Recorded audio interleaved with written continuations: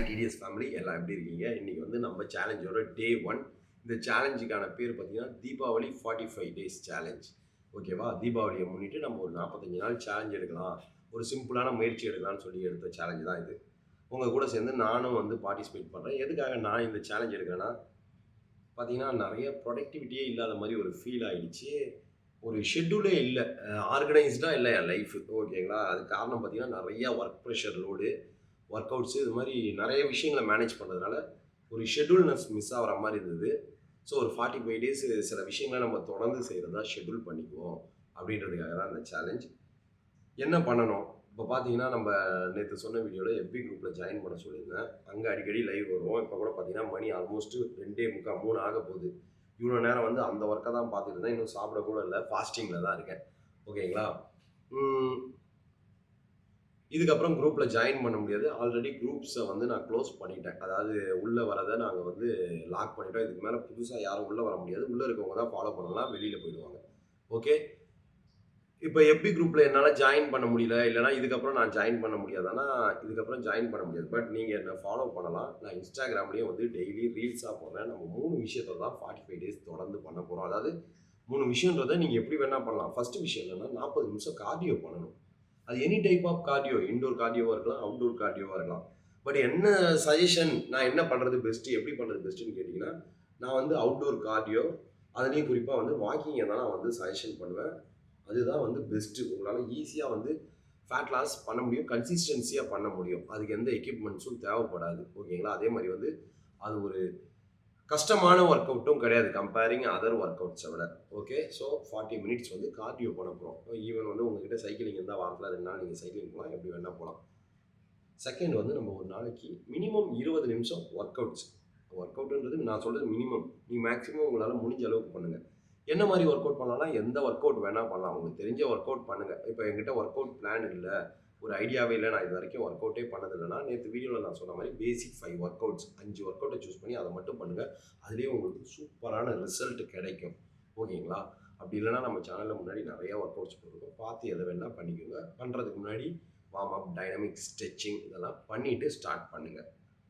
3வது, உங்கள் கேலரி லிமிட்டுக்குள்ளே சாப்பிட போகிறீங்க. இப்போ நான் வந்து என்னோடய கேலரி லிமிட்டுக்குள்ளே தான் சாப்பிட்றேன். ஓகேங்களா? அப்போ தான் வந்து ஃபேட் லாஸ் நடக்கும். இப்போ நீங்கள் கேலரி லிமிட்டுக்குள்ளே சாப்பிட்றது எப்படி தெரிஞ்சுக்கிறதுனா, நேற்று வீடியோலேயே நான் சொல்லியிருந்தேன். tdspro.in நம்மளோட வெப்சைட்டில் போய்ட்டு உங்களோட ஹைட், வெயிட், பாடி மெஷர்மெண்ட்ஸ் எல்லாம் கொடுத்தீங்கன்னா கிளியராக நீங்கள் எவ்வளோ வெயிட்டை குறைக்கணும், எவ்வளோ ஃபேட்டை குறைக்கணும், உங்களோட மெயின்டெனன்ஸ் கேலரி என்ன, வெயிட் லாஸ் பண்ண எவ்வளோ கேலரி சாப்பிடணுன்ற இன்ஃபர்மேஷன் கிடைச்சிடும்.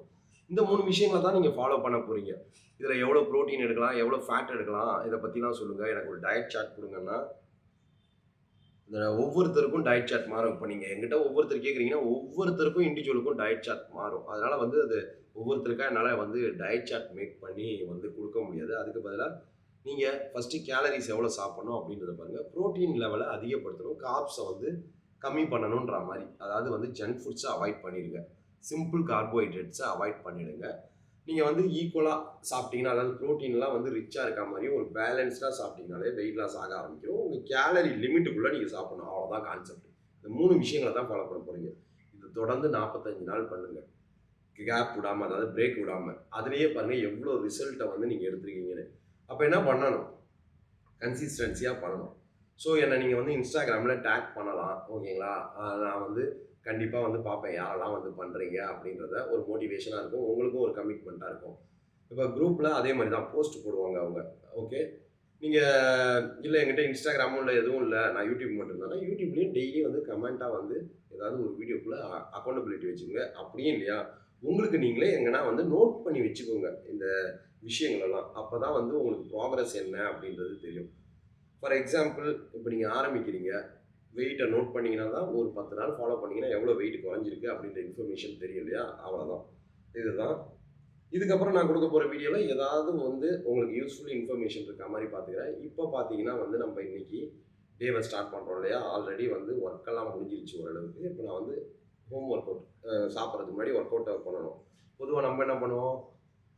காஃபி குடிப்போம் இல்லையா? இப்போ காஃபியில் எவ்வளோ சுகர் இருக்குது, எவ்வளோ கேலரிஸ் இருக்குது அப்படின்ற இன்ஃபர்மேஷன் தரேன். ஏன்னா நிறைய பேர் வந்து காஃபி குடிச்சுட்டு அதை கேலரி கவுண்டில் எடுக்க மாட்டேறீங்க இல்லையா? அதையும் பார்ப்போம் இந்த வீடியோவில். சரியா? இதுக்கப்புறம் வர வீடியோஸ் வந்து ஷார்ட்ஸாக நான் கொடுக்குறேன். இன்றைக்கி ஒரு டே வந்து ஃபுல் வீடியோஸாக கொடுக்குறேன்.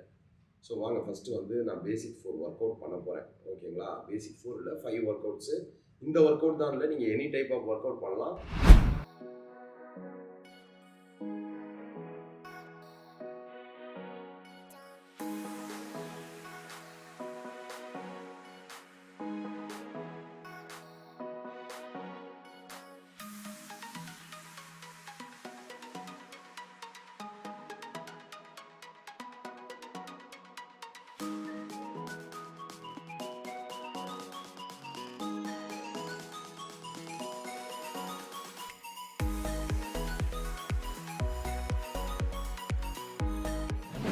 மில்க் வந்து ஆரோக்கியாவில் வாங்கி 100 mlக்கு வந்து 85 கேலரிஸ் போட்டிருக்காங்க. இதில் 100 ml மட்டும் நான் காஃபிக்கு பால் எடுத்துக்கிறேன். ஓகே, காஃபி தூள் ஒரு ஸ்பூன் ஆட் பண்ணிக்கலாம். 15 கிராம் சுகரை ஆட் பண்ணிடுவோம். ஸோ இதுதான் 100 ml காஃபி. ஓகேங்களா? இப்போ பிளட் சுகரை டெஸ்ட் பண்ணுவோமா? ஃபஸ்ட்டு குடிக்கிறதுக்கு முன்னாடி இதை வந்து இதில் ஸ்கேன் பண்ணணும். ஆப்பை ஸ்கேன் ஆகிடுச்சு. 92 பிளட் லெவல் நார்மலாக தான் இருக்குது காலையிலேருந்து. இதோட டோட்டல் கேலரிஸ் டீட்டெயில் வந்து நான் எடுத்திருக்கேன். குடிச்சிட்டு பார்ப்போம். 15 கிராம் சுகரே வந்து எனக்கு சுகரே சாப்பிடாமல் இருக்கிறதுனால ரொம்ப அதிகமாக தெரியுது.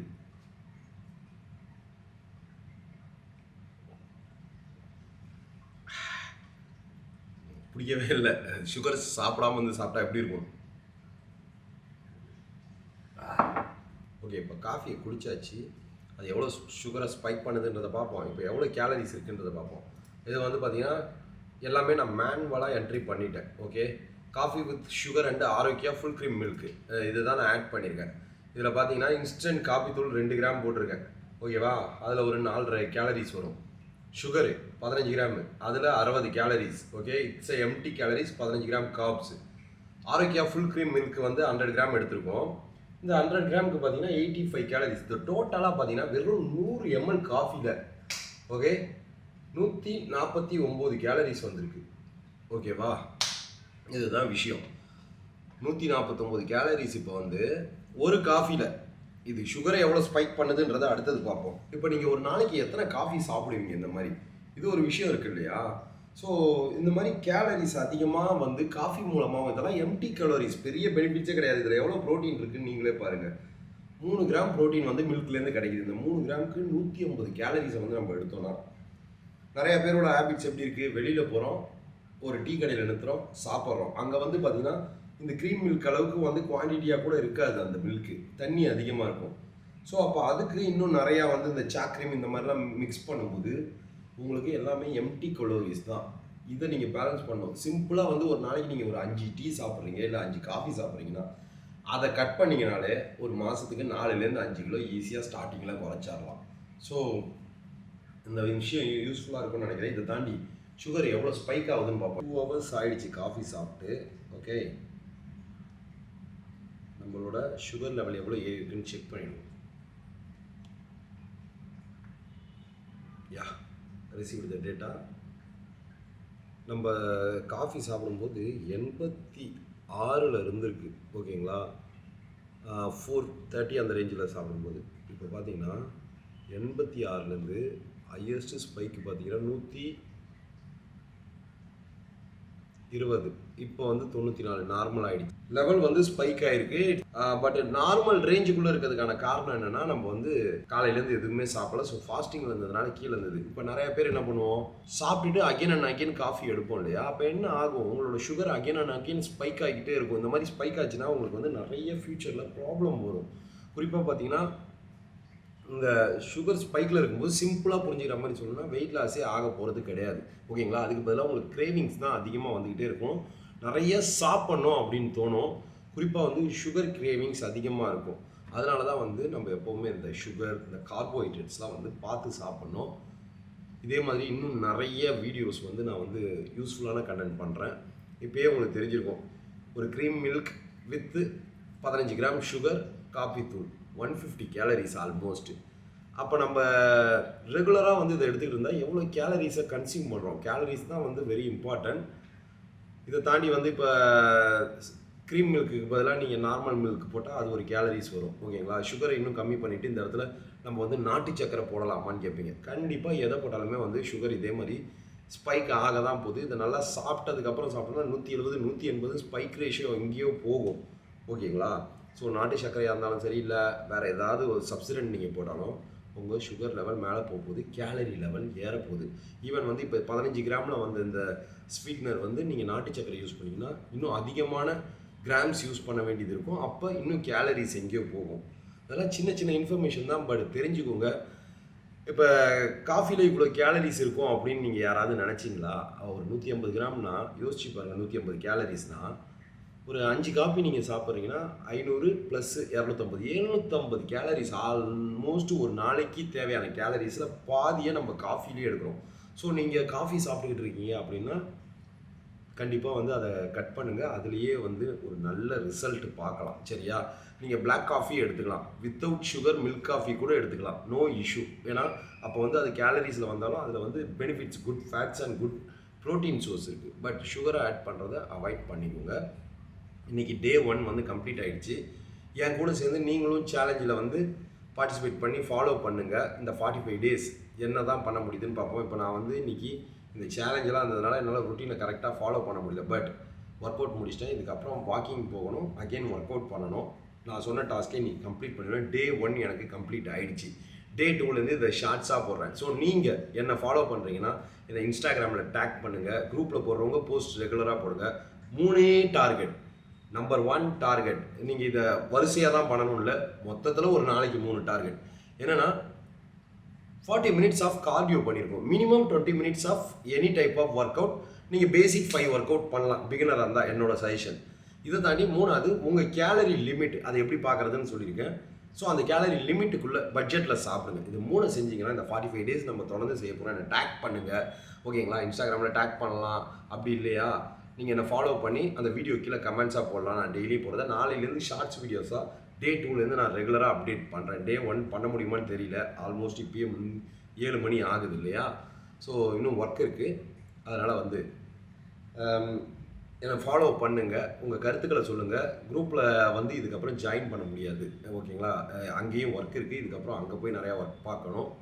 ஸோ ஸ்டே டியூனாக இருங்க. இந்த 45 நாளில் வேறு லெவலில் வெயிட் லாஸ் பண்ணி, இது வெயிட் லாஸ் மட்டும் இல்லை, ஒரு கன்சிஸ்டன்சியாக ஒரு விஷயத்தை நம்மளால் 45 நாள் பண்ண முடியுதான்னு ஒரு செல்ஃப் டிசிப்ளின் சேலஞ்சாக நீங்கள் எடுத்துக்கோங்க. இது ஒரு சின்ன விஷயம் தான். இதை கூட நம்மளால் பண்ண முடியல அப்படின்னா நம்ம எந்த லெவலில் லேக் ஆஃப் மோட்டிவேஷனில் இருக்கோம், எந்த அளவுக்கு வந்து லேக் ஆஃப் கன்சிஸ்டன்சியில் இருக்கோன்றதை பார்ப்போம்.